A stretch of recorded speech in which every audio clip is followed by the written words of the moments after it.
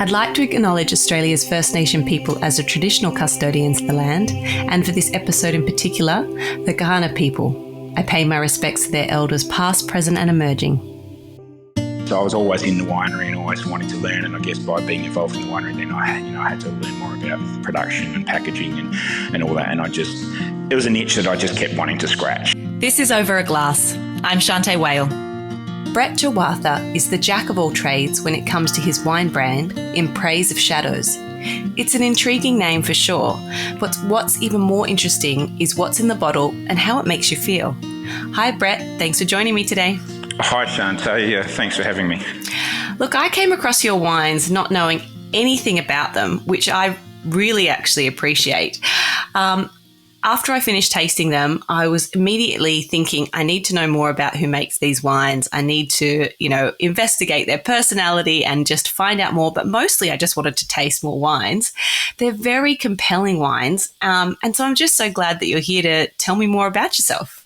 Yeah, well, thank you. And I guess firstly, I'm glad you had the opportunity to taste the wines and discover us. I guess that's these moments come along in life, and I'm grateful that I'm guessing that was through the SA Wine Guide, but fantastic. And I guess probably firstly I should the reason that when you just so kindly introduced me and mentioned me as Jack of all trades, that's because I guess the end to that sentence is always master of none. And and part of my Jack of all trades role is one is obviously production, but two is also the marketing department, and probably clearly an area I need to get better at. Not a lot of people have discovered us, to be honest. So I think I need to become less of a Luddite and a little bit more in the future, I think. Well, I suppose, marketing is very good for business, but I have to say that I like a little bit of mystery surrounding some wineries. And I think the fact that, your wines, you have to do a little bit more digging, I think is a real positive. But when you said that you're the jack of all trades, I thought, oh, yeah. And then I started reading more about what you've done in your life and thought, holy shit, he really is the jack of all trades. He's had so much experience in so many different areas. So let's go back to the start. You were born in the west coast of South Australia, is that right? Yeah. Born in the Murat Bay District Hospital of Ceduna, about 800 kilometres west of Adelaide. Right. And now your family owned some land, is that right? Was it a farm? Yeah. Grew up on a sheep, wheat sort of grazing farm of sort of up close to 10,000 acres as a child. And you didn't want to be a farmer? Well, I did. In fact, I wouldn't have known anything else, to be honest. As you do, you grow up, you don't know anything different. We didn't have technology back then. I had a Kelpie and a motorbike, but life changed. My parents changed their circumstances, and I rolled on to the next phase of my life. Got shipped off to Adelaide. So, life moved on. It's pretty, maybe not unusual, but it's rare to hear that, sheep farmers decide to get into hotels. How did that move come about for your family?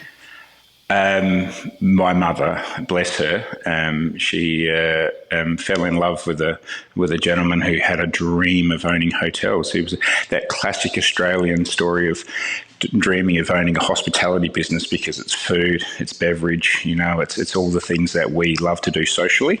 And he just had this ambition of buying a hotel, which so they did. They hocked up everything and bought their first hotel. Back in, probably the late 80s, I guess, the mid to late 80s, before poker machines were in South Australia. And that dream almost became a nightmare, but in the end it worked out really well. And as you'll see, I followed into that business and spent 12 or 13 years of my life in that business, and then sort of inclusive of about 10 of those years running that business of hospitality of a few venues across South Australia. And what were your first kind of impressions from being, out on the farm and on the land to, this hospitality world? Did you like it immediately, or you weren't sure? It's not look, I used to probably answer a few questions in one go. A lot of people would say that I'm a very outgoing person, and so hospitality came very naturally to me. But from my perspective, I'm probably I'm an extroverted introvert. I actually very happy with my own company. Thus, on the farm, I was very happy. Spend a day chasing 200 sheep on my own, and was very comfortable with my own company. But moving into hospitality as well, I've just always had an inquisitiveness, I guess. I like people. I like finding out people's stories and talking to them, so I loved it, and I guess it came naturally to me. And it was just I don't know. And I guess you put on the pair of shoes that's put in front of you and move forward. So hospitality it became, and yeah, I did. I loved it, and I still do love hospitality. There's so much about it that I think is wonderful. Yeah, there sure is. And like you said, we kind of, I think a lot of us go into it perhaps because we think, well, yeah, it's the things like we like to do socially and maybe that would be a good job. It is very different reality. So you ran the business, for quite some times, and then you did end up going to university. And what did you think you wanted to be from that kind of area?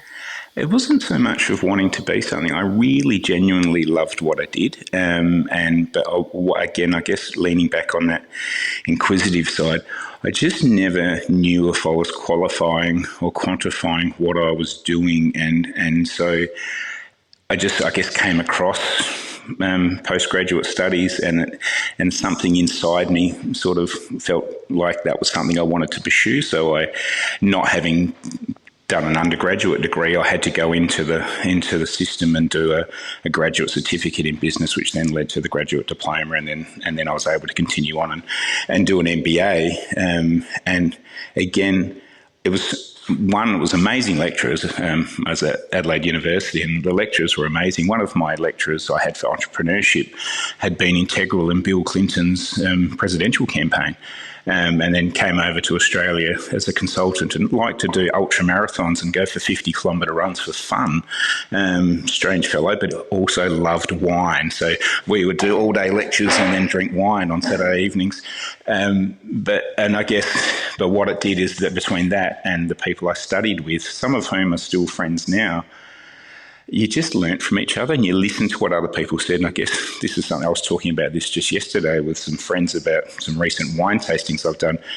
You sit and you listen and you learn from other people, and you calibrate in your own mind how that applies to you. And I just remember so many times I then go back to work and go, now it makes sense to me. I know why we do that, or I know what I want to do, or how we need to do that better, because I've been able to sort of cross-reference it against other people. And they all had like really good jobs, important jobs. To me, I was just a publican, I was just a bartender as far as I considered myself. But it was really cool. I loved it. I definitely know that time, especially in those kind of early 20s, where you do have time to sit down and listen, and you're easily inspired, I think, by, well, not necessarily everybody, but when there's someone that comes, through your path that, is quite remarkable, you do have a lot of time to just sit and be awed by them, don't you, and ask questions. Oh, you do, and you learn the intangibles as well. I think you're just at that stage. I've got teenage boys, we often talk about, when do boys grow a brain? And, the answer is some never, some say apparently in your mid-20s you grow a brain. For some of us, who knows? I think you get to that age where you do sort of start putting one and one together and one and two. And I remember doing an assignment in entrepreneurship, which was a summer intensive. And this was one of my greatest life lessons, where I wrote an assignment. I thought I satisfied what he wanted, and I put it up, and then he just came back and put it back on my desk, the next week with nothing on it. And I said, and he was flying back to America a few days later. And I said, David, have I missed something here or what have you? And he said, just take your time and do it again. And he said, do it right. He said, I know you well enough now. He said, write it from your heart and write it from you. You just did that to appease me, thinking that's what I wanted to hear. He said, don't ever do that again. He said, don't ever compromise on quality, which was something that has just resonated with me. If I had $1 for every time I've reused that for somebody else in my lifetime, and it stuck with me. Don't ever compromise on quality. And he said, just email it to me. Here's, this is my personal email address. I'll be off saving the world or doing something in America. Just email it to me and I'll mark it and send it back to you, because that's what happens in the big world as well. We're not about kicking ass and what have you. Just do it, and I want you to do it properly and send it back. So, and it was those little lessons that were probably worth just as much as the academic side of it. And especially kind of not telling you how to change it or how, just to really kind of look inside yourself must have been, yeah, very powerful and confusing. Yeah, but I think that's the message in life. And I've still, however, 25 years later, I still don't think I do it well enough. I still, still question. I don't want to, upset the apple cart sort of thing, but I admire people who are just brave enough to be themselves and be honest. And so I it's totally cool. agree. Yeah. I'm a big time teacher's pet brown nose, and I just think I would definitely have gone in just thinking, what are they after here? Play the game. And you're right. It takes a lot of bravery to just be yourself and say what you really want to say. But I love that kind of wine was interwoven there. You then decided perhaps to make a bit of a change. I think that came down to kind of meeting your partner. What was the next step in kind of after that university time? Yeah, I met one of the wine representatives. Used to pop in and say hi, and then we ended up. Do you want to buy some wine? Well, maybe I'll buy a little bit of wine, but I probably wouldn't mind buying you dinner as well. And sort of that carried on. We ended up marrying and having a couple of children. But yeah, she was a Perth girl, so we, due to circumstances in that business, we had the opportunity to go back to Western Australia. She got a transfer with the company that she was working with, and I and this was again, I guess, through just fate. I started consulting and running a hospitality group in Perth, and got quite ill with pneumonia. And being the 6 foot tall sort of Aussie bloke from the farm, I could work through anything. And they're saying to me, "You've got really bad pneumonia. You need to stop working. You're quite ill." And I'm like, "No, I'm not. It's just got a bad cold. Pass me a cigarette." And eventually, they're like, "You need to listen. You got to stop." And so I took some time off work. And while I did that, some wineries in South Australia, of whom I'd had a long relationship with in just selling their brands through our venues, contacted me and said, "We've got some wines over in Western Australia that we've kind of been putting through some people, and we don't actually know where they are." And it turns out it was the same person. Any chance you could find you? So I sort of just used her contacts and found these wines. And then they said, "Look, rather than send them back to SA, do you think you could try and sell them for us?" And I sort of thought, I've got no idea what to do, but I reached out then to some other people through her work colleagues and said, "Mate, what do I do?" And one of them was amazing. And he said, "Mate, he's the best venues around that, he had the Golden Triangle, as they call it in Perth. Go and give him a call and, just try your luck." So I did, long story short, I sold that wine for them, in the space of a few weeks. And of course, they then said, "Hey, this is pretty cool. Can we send you some more stock? You got any interest in taking this on as a gig?" And I kind of went, "I still don't know what I'm doing." And they went, "Well, you did pretty well." And so one became two, it became a wine marketing and distribution company. So, and I sort of became a bit passionate about that, got a bit excited and loved playing around. I felt like I knew these brands, and away we went. So I started a wine distribution company. You talk a little bit about telling stories rather than sales. What do you think the importance is of being able to communicate the story of the people that you represent? I hate sales. I just don't like sales. I feel really uncomfortable. It's my most uncomfortable thing I do now. But telling stories, I think, it leads to emotions. It leads to connection. I guess my position when I was in wine distribution and would have team working with me at different times, I'd always say our job is to essentially make ourselves obsolete. We just connect the end user, in our case, trade, be they on-premise or off-premise, connect them to the brand, to the winemaker, to the story, to the passion, give them enough information and cut ourselves out of it. We get a clip of the ticket on the way through, but our job's not to sell. Our job is to connect them so they feel like they know. Everyone loves to be best mates with the boss. And so connect them to the winemaker, to the brand, and they take it in and they take a sense of ownership and love for it, and then you build sustainable relationships. And I guess for me, that's what it was always about. And I've always, again, probably that inquisitive side of, I wanted to know more. I remember I'd be asking winemakers, what Beaumay did you pick that at, and which rows, and how much, and what did you do, and what was your percentage of whole bunch this year, and and did you inoculate that? They're going, wine reps don't ask questions like this, I don't even know the answer to that, we just produced, And I'm like, well, I don't know. I just sort of like to know bits and pieces like that. But why did you call it that name? And tell me something about it. And where did you just go? And I found that the next person along the stakeholder chain, the food chain, was also interested in that. And that's how we see. I just passed on their information. And then I found that people often then said, I'd like to try some of that. Yeah, you know what? I will buy that. I'll put it on my wine list, or I'll pour it by the glass, or, I guess a little bit of qualifying, a little bit of quantifying sort of comes together, and most people seem pretty comfortable with that, I guess. I think it's always great to arm yourself with that information if you need it. And I think, like you said, it may not be for everyone that they want all those details, but you've got them in case, you do need them. And that's perhaps what, who knows, turns somebody on. And, and I think that I think you talked a little bit about in your bio a bit about arming yourself with information. I think that is a very powerful tool to have. Yeah, it's also situational, I guess. When I go back to when I had the pneumonia, and my then wife had to do a taste. She did the Margaret River region, and so she said, "Hey, do you want to come down with me? Because you're not having to. Why don't you come with me for the drive? Well, I'm going to work Thursday, Friday, and trade, and we'll stay Friday night, and we'll come back Saturday. And by the way, I've booked 2 tastings in Margaret River on Friday night. Any interest in doing a tasting for me?" And I said, what do I do? She said, you just stand there and give people a little sample and tell them a little bit of information about the wine, and, if they like it, they might buy a bottle and blah, blah, blah. And I said, yeah, right, if you want me to. She said, it'll really help me out. I've got 2 to do. So I said, what am I doing? She said, you're doing Sandalford wines. I said, okay, no worries. I don't know anything about it. So I'll do a quick read, quickly read up. I think they had the oldest Shiraz plantings in Margaret River, bit of this, bit of that. Did our whole thing. End of the night, we met back. We were friends with the guys at Settlers Tavern, Karen and Rob Goff, and got back with them to have dinner and catch up with them. And they're like, oh, so how'd you go? I said, I don't know. Well, did you sell much? And I said, yeah, apparently I sold, I don't know, 6 dozen or something like that. And they went, no way.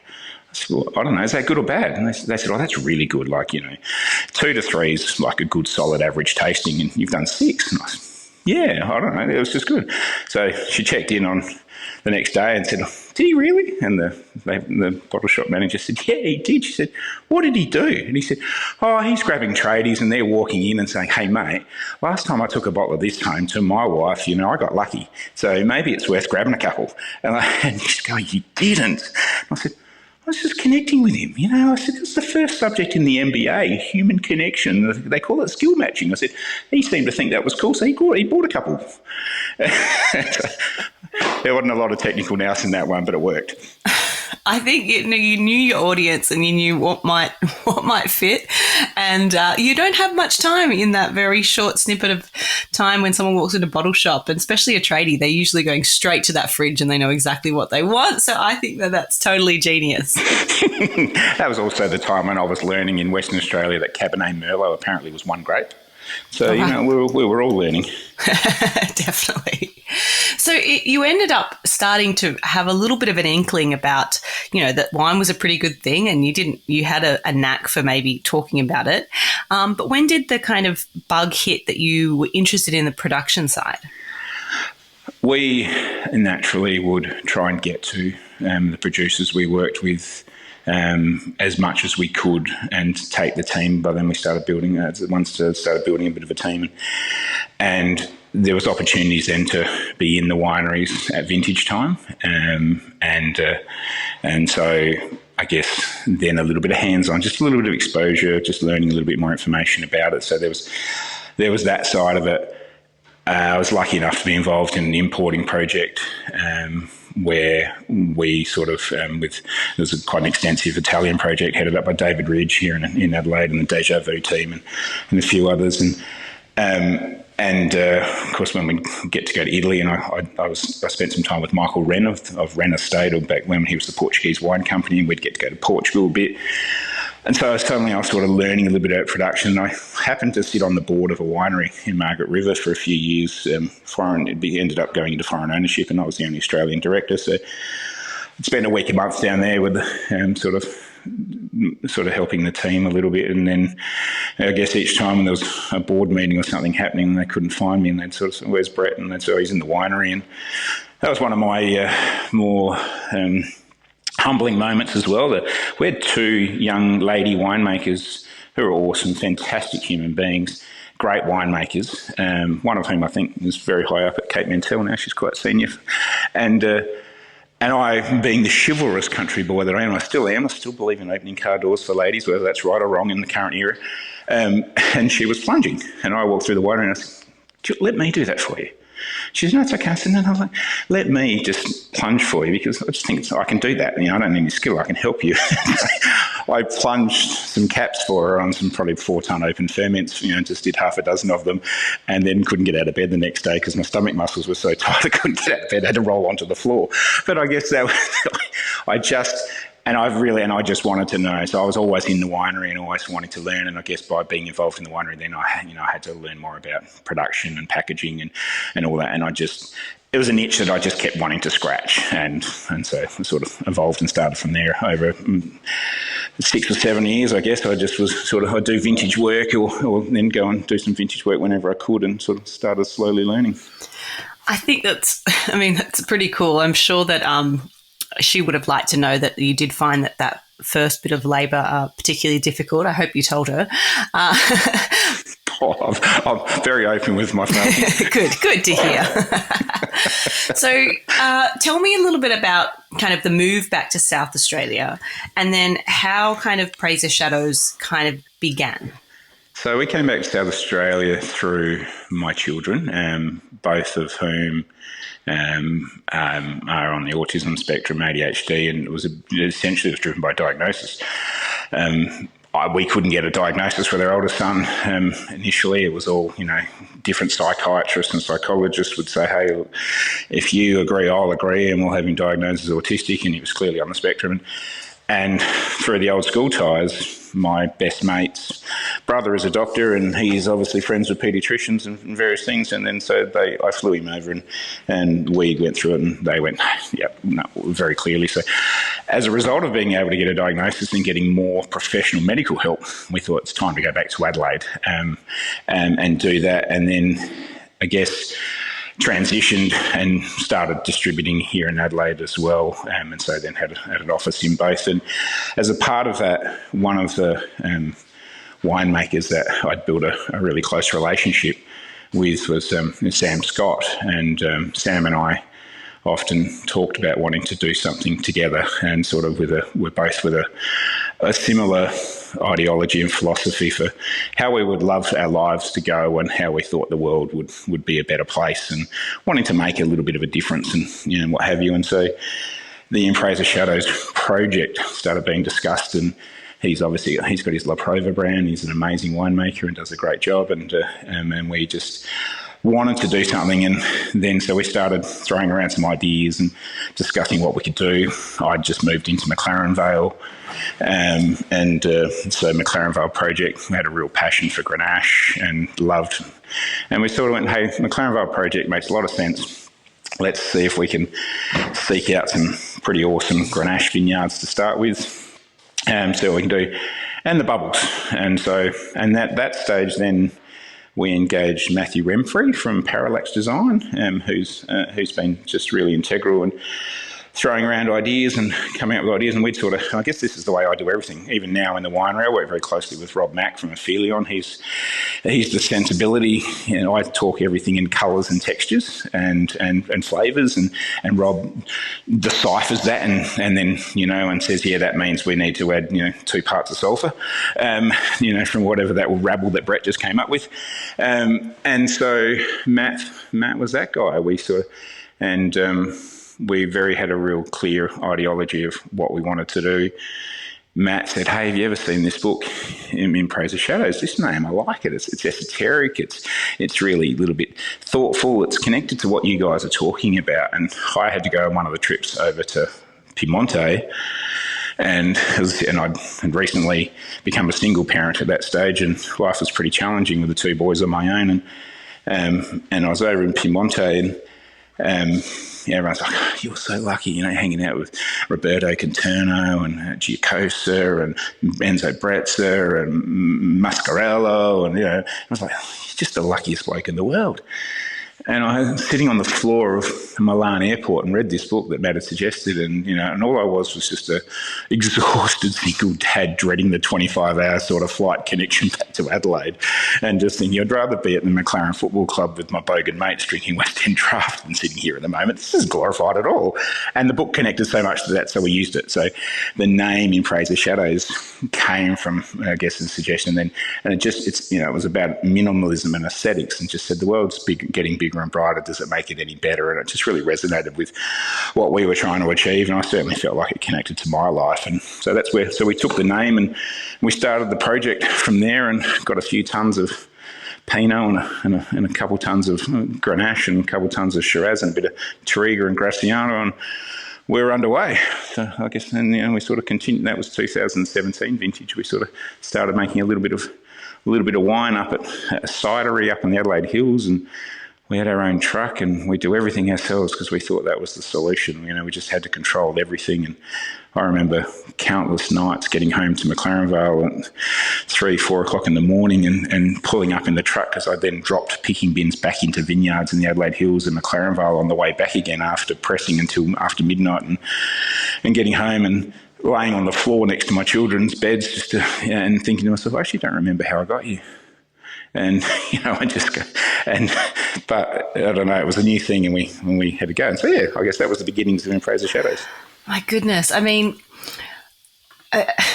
you're got a certain way of expressing yourself that I really, really kind of connect with. And I think, it's funny, isn't it, to be in a place or in a job where everyone seems to think that you've got the best thing in the world. And sometimes you explain that really well, the simple things if you're just exhausted and you just want some simple things in life. But what I love about In Praise of Shadows is in the way that you communicate a little bit about the wines. It allows people to kind of make their own assumptions and find their own kind of connection to the wine without kind of telling people what they should feel or taste or anything like that. And it kind of gives you, like I said, a sense of mystery, but a place for you to kind of experience what people naturally feel themselves while they're drinking the wines. And I feel that you really get that from all of your ranges. I remember one of the first wines I tasted of yours was your Grenache Graciano Touriga. And before I even went any further, I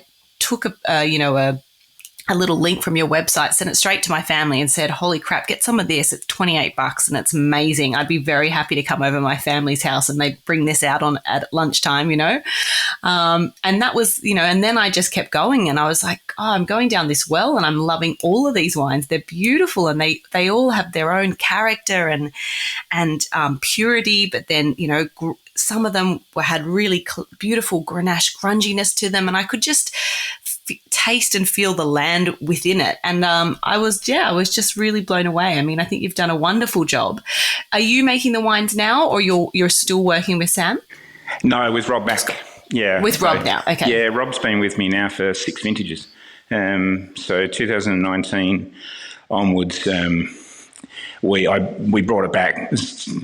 Long story short, what Sam and I thought was something that was going to make life better for us, to try and share our resources and support with their different skill sets.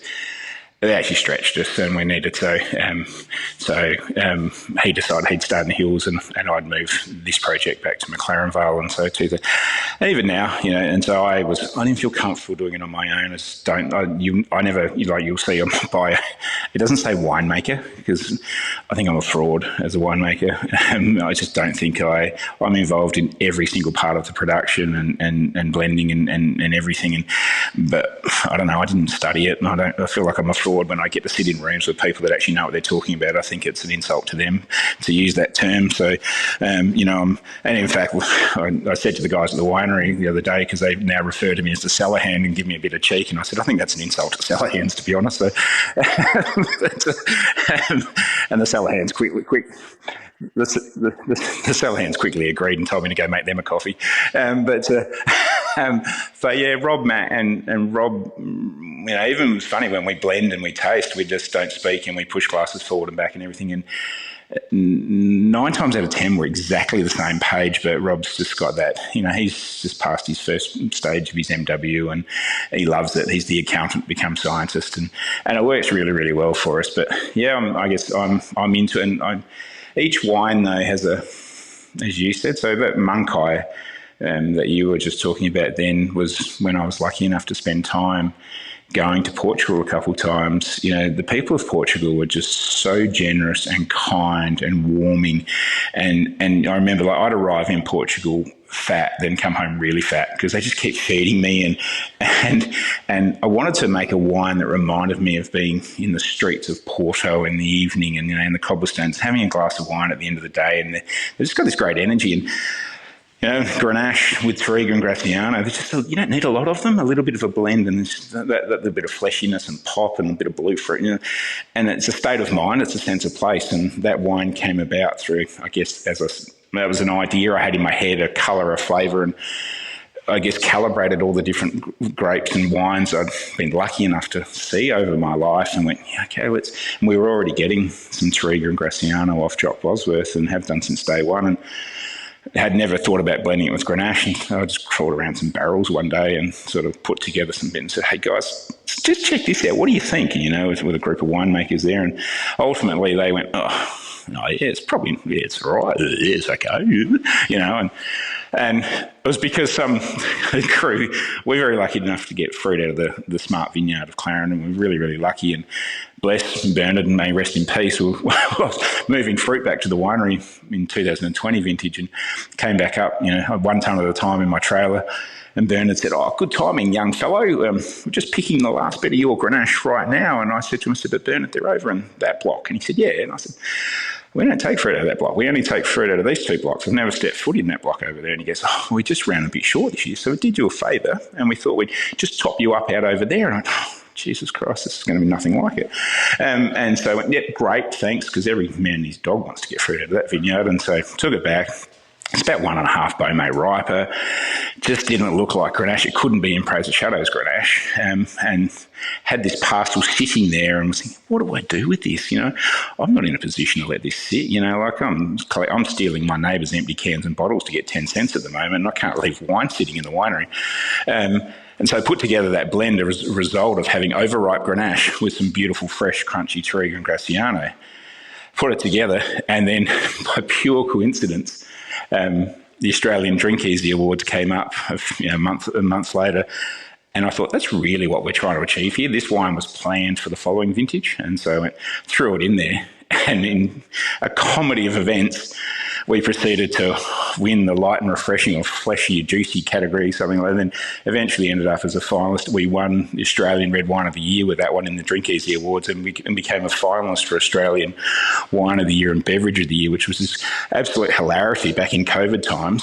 And that wine then, so the Drink Easy Awards, I thought a really credible and great group of palates among sommeliers and winemakers and trade and what have you. They just said, hey, this is a great easy drinking wine. It's exactly what it was meant to be. And probably the funniest part was when they said, look, someone's going to come up and pre-record an interview with you because we're not allowed to go within however many feet of each other at that stage. And you're a finalist. And if you win it, we're going to play this. First, you've won the Drink Easy Awards, whatever, for the year. And he came up and he's interviewing me, and it's like the newsreader. I'm standing there with a decent shirt on top, and my Speedo's underneath, sort of thing. And he's filming me on my front lawn. And I said, hey guys, if you can see this now, I think it probably means that we've just won the Australian Drink Easy Awards, which is just freaking hilarious because all we did was polish a turd. Like we just, it was a stuff up of a pick, and we just tried to do the best we could. And he's just laughing. He's going, you can't say that. And then he went, actually, you can. Keep going. And so we didn't. Some new mob called Henschke won it, and which was good because they probably needed a little bit of a lift. So, but yeah, that's how it came about, and it's continued on since then. That one. And I love it. I mean, just totally fascinating. But I certainly think talking about real winemakers, Rob Mack is a genius. Not that I'd ever really want him to know that I said that, but he is amazing at what he does. And I think that, it is in these situations where things don't always go according to plan, where you can really see, if people have the stuffing to think on their feet and to work with what they've got. And that's certainly a wonderful result. And I really just hope when I go to Christmas that my parents listen to what I said and I get to drink a bit more. They don't always. And now tell me, what is your hope for, your brand? If you were to say, someone's come across it and, what's your hope for when they walk away that they get out of it? One of the greatest bits of pleasure I get when we've just recently opened a tasting room in McLaren Vale on our property, and one of the greatest moments, there's a book sitting here, it says Ichigo Ichi, which is an old Japanese saying for, we'll never have this moment again. This is, grab this moment, enjoy it. And when people turn to me and they say, I read a little bit about your story, I drank your wines, and it helped me to contemplate and reflect, and I really connected within myself and sort of found something within myself, and I guess I love that. It's not about the wine at all. It's actually about the ideology and just taking a moment to sit back and contemplate and consider. And wine's a great partnership for that. Wine's something we should sit back and enjoy a glass. Drink well and enjoy a glass, but enjoy it with good company, with good times. And so I guess from a commercial sense of point of view, people ask me this sometimes, and I say, they go, how many cases of wine do you aim to produce, or what do you want to do? And I say, I don't have any such goal as that. I just want to be able to put food on the table for my family and have choice. That's it as far as commercially goes, I guess. But as more as the brand goes, is just want to be a positive part of the community, and be a part of people's tables, a part of their moments, their enjoyment, and I guess helping them reflect within themselves. So it really has nothing to do with the wine, but they come and they sit and they see my books in here of Wabi Sabi and Ikigai and Ichigo Ichi, and they contemplate. And sometimes the people then say to me, hey, I went away from there and I've changed something in my life because you actually sort of gave me the confidence to be brave enough to actually do something, because we were chatting and you were open enough to say we're all fragile and we all make mistakes and we do this and do that. And so I actually went away and had to think about it, and I'm going to change something in my life, and because of the conversation we had or that tasting we had. And those little moments to me are just amazing. They're just really, really, really special. Or they're talking about the labels, and we use impossible shapes on our original series because people on the spectrum have got the lowest degree of impossibility perception against neurologically typical people, and so it's been a really big part of my life, and so that inspires me rather than challenging me. It inspires me, and people reflect upon that and they go, yeah, you know what, I think I will, or I'm going to. And so, I don't know. There's a plethora of, I guess, reasons, some to do with wine and some not, as to where we want to go. And and I guess from our other side, we want to make some awesome wines. And Rob and I are often talking about, constantly talking about what do we make, how we're going to make it. They tease us in the winery because we have this little Nally farm of things with different percentages, a whole bunch, and whole berries and foot stomped and hand plunged, and they all just go, you two are just ridiculous. But we're still discovering and we're still learning. So there's just many angles to look at it from, and I guess ultimately put all those together is I just think I don't really know anything yet. I think it's a really, really infancy stage of this project, and I wish it wasn't. I wish we're a little bit more established, but we're still growing and still learning, and maybe it's just me sometimes having the confidence to probably just consider ourselves worthy of being in certain conversations as well. But people often say, we get the feedback, you're so well priced, it goes in trade and they go, you guys are so well priced, and I sort of think, well, I still feel like we're crawling before we walk. We're still earning our stripes in the Australian wine industry and globally, and so don't think we've got any credibility yet to be any more, even though production and fruit costs have probably gone up 40 to 50% since day one. I've never had a price rise yet.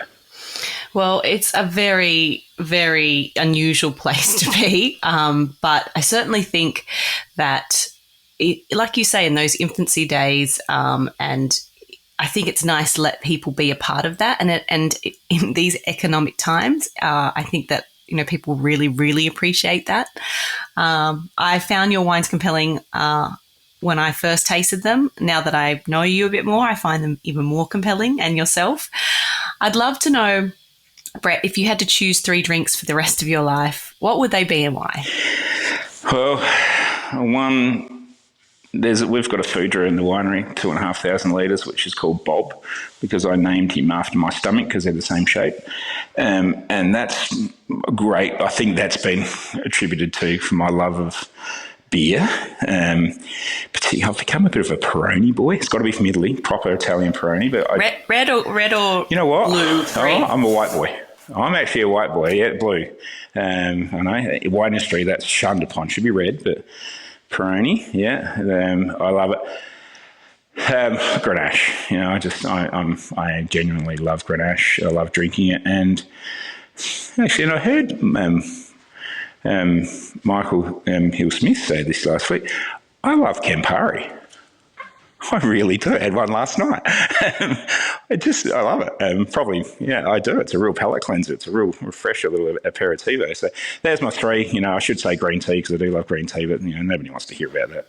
So that's all right. I'll allow green tea. That can be a given. But Campari, yes, lovers are diehard lovers, and I think it's I'm glad that Michael Hill-Smith gave you the ability to be able to put it in there, because it is a great drink.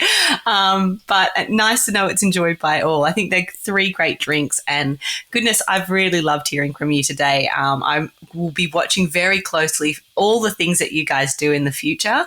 I think keep on keeping on the exact way you're doing things. Trust your instincts, and thank you so much for taking some time to share yourself and your story with me today. Absolute pleasure, Shanteh. I really appreciate the opportunity to chat. Thanks a lot. Cheers to you, Brett. Thanks, Shanteh. Cheers, bye. This is Over a Glass. I'm Shanteh Wale. Stay tuned for more stories from the world of wine and drinks. Listen in every Thursday on your podcast app. Follow us on Instagram at overaglasspod and contact us at overaglass@deepintheweeds.com.au.